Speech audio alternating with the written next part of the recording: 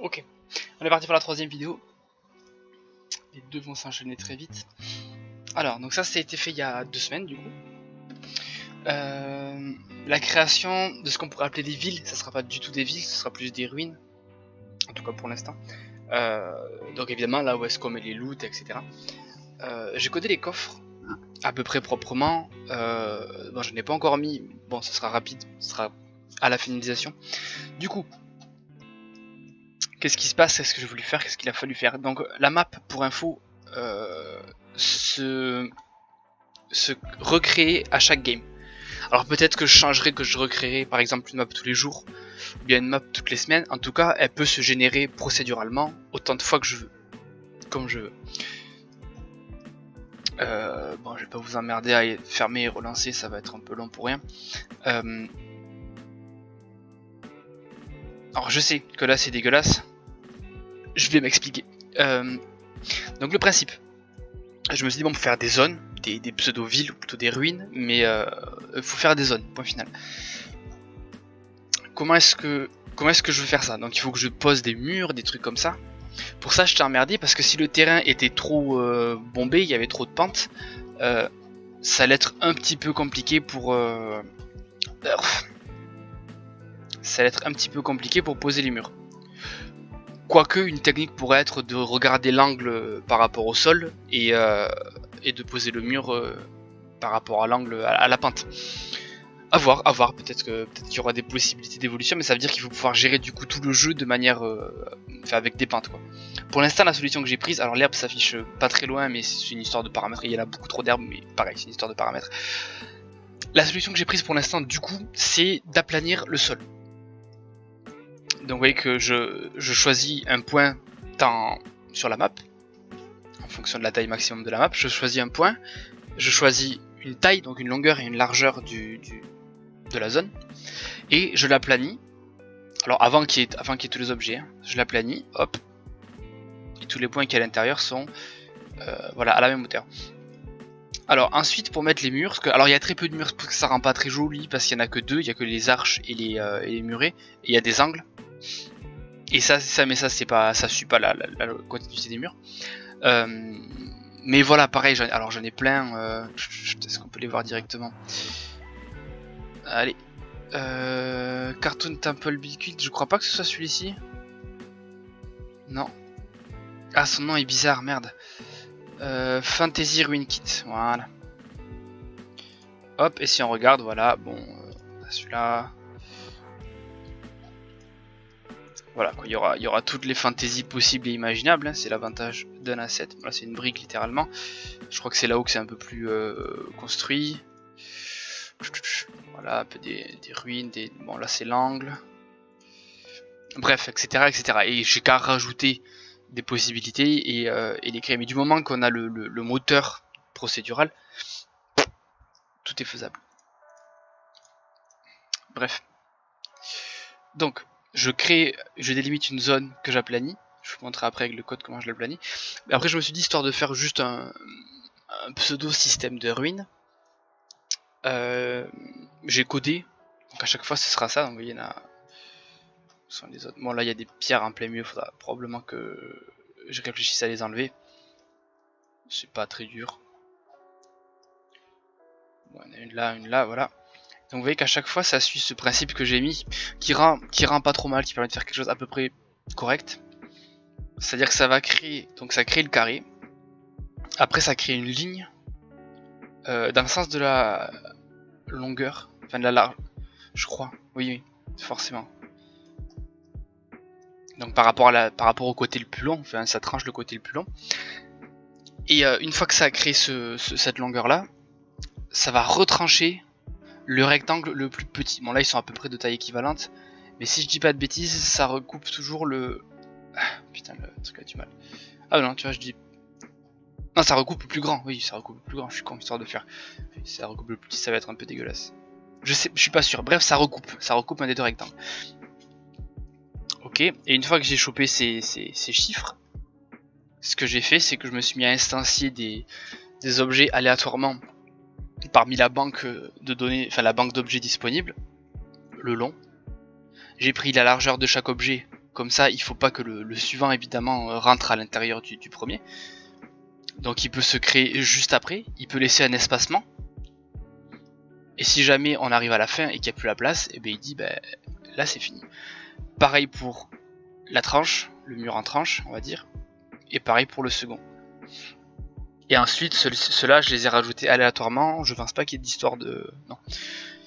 Il pourrait taper dans les murs, mais ça je trouverai une solution. D'ailleurs je l'ai probablement, mais je suis pas sûr que le code fonctionne parfaitement. Tiens, ben là par exemple c'est à l'intérieur. Oh, ça dérange pas trop, mais bref. Encore une fois, là j'ai agrémenté que avec ces espèces de piliers. Mais comme je les monterai à droite, il y aura plein d'autres choses pour agrémenter.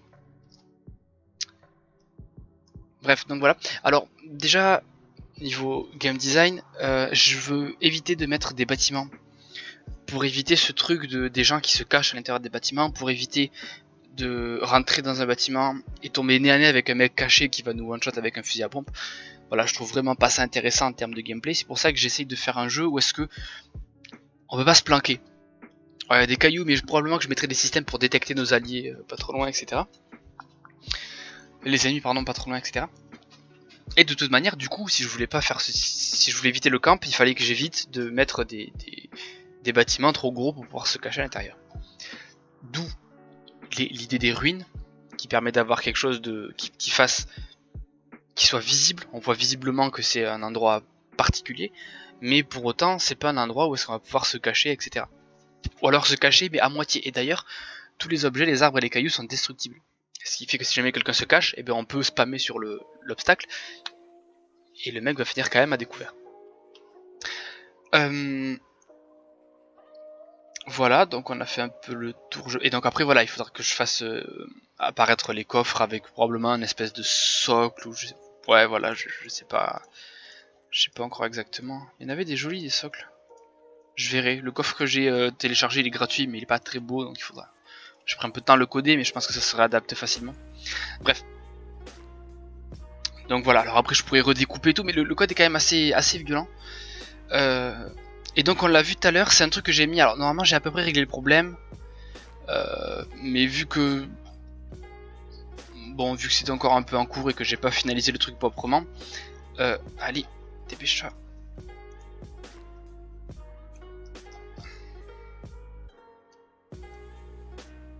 Putain, je croyais qu'il allait planter. Ok, donc bon, on voit ça, c'est pas bien. Ça c'est pas bien, alors j'ai réglé le problème. Ce qui se passe, alors c'est commenté mais vu que ça fait 2 semaines que je me suis pas mis dessus, faut que je fasse un peu attention à ce que je décommente, enfin en fait mettre un commentaire ça me permet de conserver le code, mais que le code ne s'applique pas, il devient du commentaire. Et donc si j'enlève les balises de commentaires, et bien le code va se mettre à fonctionner. Il faut pas que je remette n'importe quoi, bref. Bon, j'ai dû un peu gérer le décalage parce que des fois ça rentrait un peu ou ça débordait, enfin bref, faut que je m'adapte à chaque morceau que j'intègre, à chaque bout de mur que j'intègre. Mais voilà, donc là le problème c'est qu'on a ce point là qui est aplani, et dès qu'on arrive au dernier point, il repart à sa hauteur d'origine. Voilà. Donc ce que j'ai mis c'est que de manière, douce, enfin de manière de plus en plus accentuée, c'est-à-dire qu'il va commencer à peu près avec la pente plate, et il va monter de plus en plus, de plus en plus, de plus en plus. Donc j'ai fait un bout de code qui permet de rejoindre la partie du haut et la partie du bas, des fois c'est l'inverse, hein. Là il n'y a pas. Et bon, qui permet de rejoindre petit à petit la partie du bas et la partie du haut, pour pas que ça fasse cette coupure assez violente. Voilà, et à la fin il fallait que je réaplanisse un peu parce que sinon on se trouve avec un angle en haut qui ça montait, et puis d'un coup tac, ça faisait un angle assez violent. Donc à la fin je bidouille un peu pour que ça soit pas trop dégueulasse. Voilà, j'avais un problème avec ça, parce que ça c'était assez facile, c'est-à-dire que je prends ce point, admettons que là on soit sur les X, ben je regarde la hauteur du X suivant, je regarde la pente qu'il y a avec le X précédent, et si jamais le X suivant est trop haut, ben je rajoute ça plus la pente, enfin plus un petit peu de pente, et je refais la même truc, je regarde la pente qu'il y a avec le X précédent à chaque fois quoi, et puis je regarde le X suivant, s'il est trop haut, je rajoute un petit peu de pente, etc. C'était pas trop problématique. Ce qui était très très chiant par contre, c'est dommage que j'ai pas réintégré du coup, c'était les angles en fait, parce que j'arrivais à marcher très bien en ligne, là et là, donc là on ferait avec les Y techniquement, enfin les Z du coup, mais on s'en bat les couilles. Le problème c'est que dans l'angle, donc ce qu'il y avait là c'était dégueulasse. Là ça s'adaptait pas. Donc j'avais trouvé un truc un petit peu qui en fait en gros je répercutais la hauteur. Donc en gros j'arrivais à ce point là, je faisais celui-là, celui-là, celui-là, celui-là, celui-là. Et tout ce qu'il y avait à droite, ben je répercutais cette ligne là sur le côté. Ça marchait à peu près, le problème c'est qu'évidemment ben, ça crée des problèmes parce que du coup le problème va se retrouver à la toute fin parce que là ça va ressembler et on va arriver à une fois, un moment. Bref, ça crée des incohérences.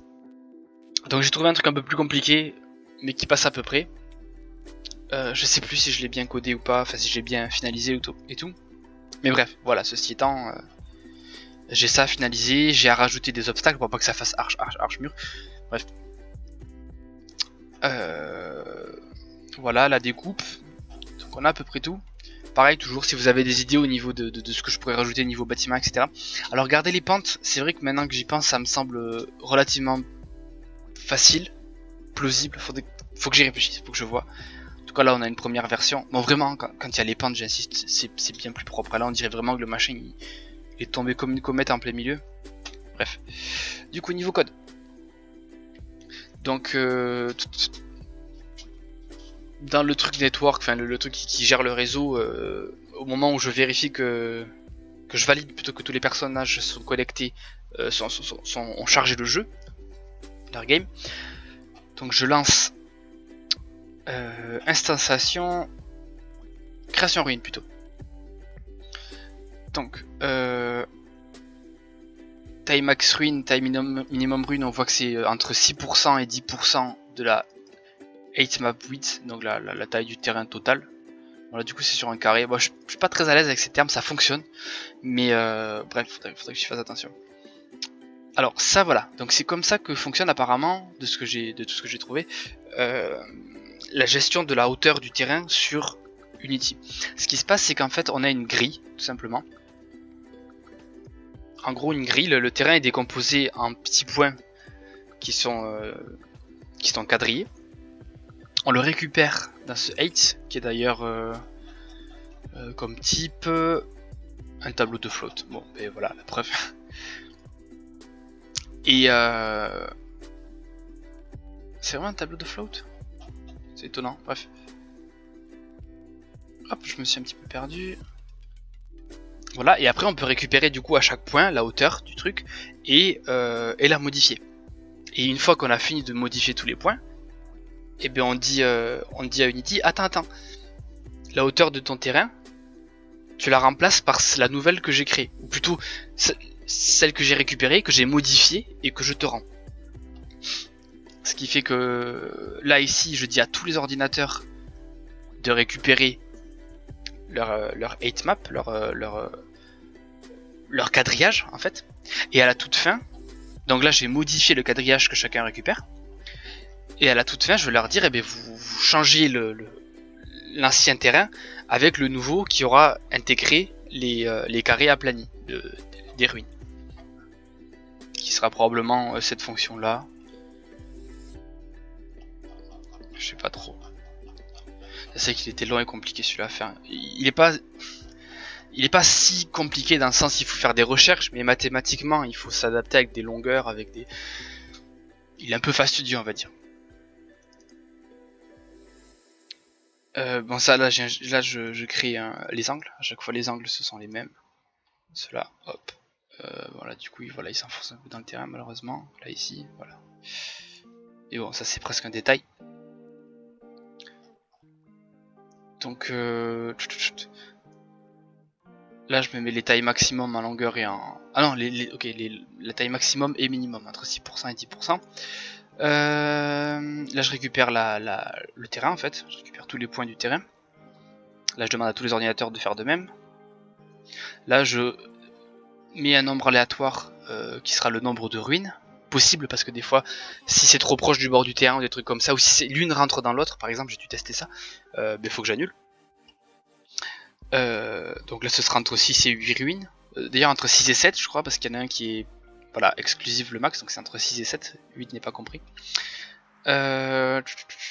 Liste des ruines, bah, j'ai besoin de les récupérer pour pouvoir tester que la suivante que je vais faire, elle va pas entrer en collision avec les précédentes. Donc là voilà, à chaque fois que je veux créer une ruine, bon le bool superpose qui va probablement me servir à tester que est-ce que l'une se rentre dans l'autre, auquel cas, voilà, if non superpose, on va faire les choses, si elles se rentrent l'une dans l'autre, on a du tout, on passe à la suivante. Donc là voilà, donc là je gère la longueur et la largeur de la ruine, qui va être en lien avec taille max et taille min probablement, voilà, un nombre aléatoire entre min et max, tout est logique. Vecteur de départ c'est le point de départ, c'est l'angle de départ, et après je vais prolonger à longueur et prolonger à largeur pour créer mon carré, enfin mon rectangle. Donc là apparemment je teste les longueurs avec tous les ruines précédentes. Liste ruines. C'est compliqué d'y revenir. Mais bon, je me dis que si moi je dois mettre du temps à m'y replonger dedans pour vous expliquer, vous allez juste rien comprendre en fait. Donc, bon, je suppose qu'il y en a un moment, je vais prendre une hauteur, point initial, il y aura probablement la hauteur. Non. Que je dise pas de bêtises, ça c'est un debug, les angles. Tant que c'est pas fini, prochain obstacle. Ah, mais donc j'ai déjà dû gérer la hauteur de la map? Je sais pas, semblerait. Parce que là, du coup, je commence à instancier les murs, pardon, les murs et les objets. Donc ça veut dire que la map est déjà aplanie. Bon, c'est peut-être plutôt. J'ai pas bien fait gaffe. Bref. Et donc le code qui me demande le plus de choses au final, de très loin, c'est le fait de devoir arrondir les angles. Pourcentage, longueur, séparation. Bon bref, donc là ça va être le code où est-ce que je recoupe ici. Donc à une taille, ça aurait pu recouper là, ou recouper là, ou recouper là, etc. À chaque fois le but est de mettre de l'aléatoire, d'où le procédural. Et ensuite je recoupe de l'autre côté. Setup 8, set 8, cette zone.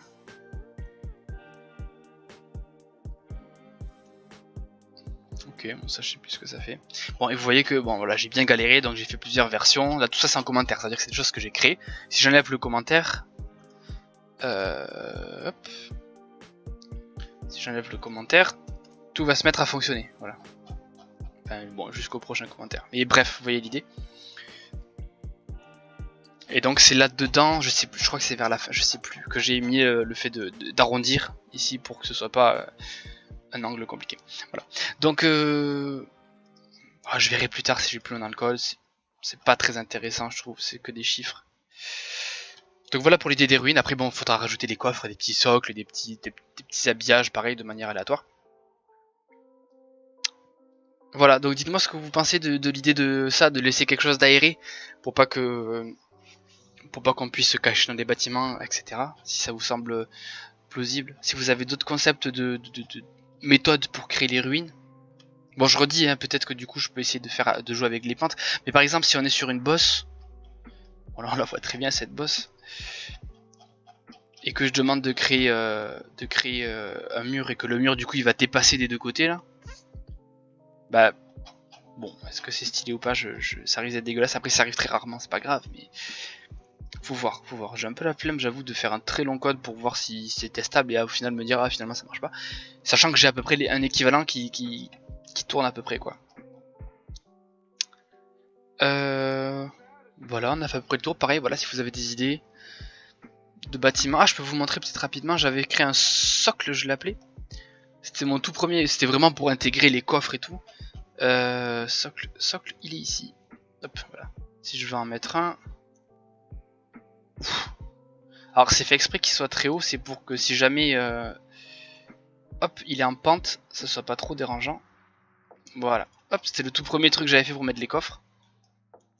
Ça faisait ça. Bon, vous voyez, les coffres sont vraiment pas jolis. Enfin, bon. Après, j'en ai trouvé d'autres, mais j'avais commencé à coder, donc j'étais en mode fait chier. Là, la texture s'écrase, mais c'était vraiment une idée de base pour avoir un truc à peu près. Qui ressemble à peu près à un endroit où on pourrait mettre des coffres. Peut-être que je mettrai un équivalent avec les objets que j'ai actuellement, avec mes ruines. Pour faire des petits points un peu plus petits, quoi, un peu plus des petits spots. Et pas forcément toute la ruine avec les murs, l'aplanissement, etc. L'astuce était pas mal, je trouve, d'avoir fait des trucs longs comme ça. Comme ça, si jamais il y a une pente d'un côté, c'est pas grave, ça marche toujours. Ça fait un... Bon, ok, c'est dégueulasse. mais ça marche. En tout cas, on peut monter en haut, quelle que soit la situation. Voilà, j'ai pas grand chose à dire de plus. L'ouverture des coffres, je le ferai plus tard. Ça fait qu'il faut que je fasse descendre le perso et tout. C'est un peu long et chiant. Et c'est pas, ça apporte pas grand chose. Voilà, on est bon pour ça là. Elle est assez courte.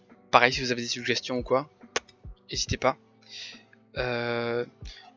Bon, 2-3 détails que je peux rajouter de temps en temps. Les assets, c'est sur l'asset store d'Unity. Si vous tapez asset store Unity, ouais, jusque là, et bien vous retrouvez plein de petits trucs qu'on nous propose, des payants. Alors la plupart sont payants, il y en a certains des gratuits.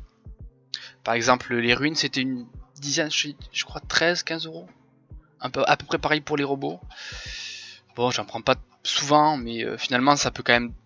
Enfin, ça aide de ouf, quoi. Il n'y a pas besoin d'avoir quelqu'un qui sait modéliser, etc. Ça permet d'avoir plein d'idées. Bref, voilà, allez faire un tour si vous voulez vous amuser, il y a des effets visuels super jolis. Mais par exemple, la génération procédurale de terrain, je l'ai eu comme ça. Le réseau c'est super important. Photon, c'est comme ça, j'ai eu là-bas. Les arbres et les cailloux, j'ai eu là-bas.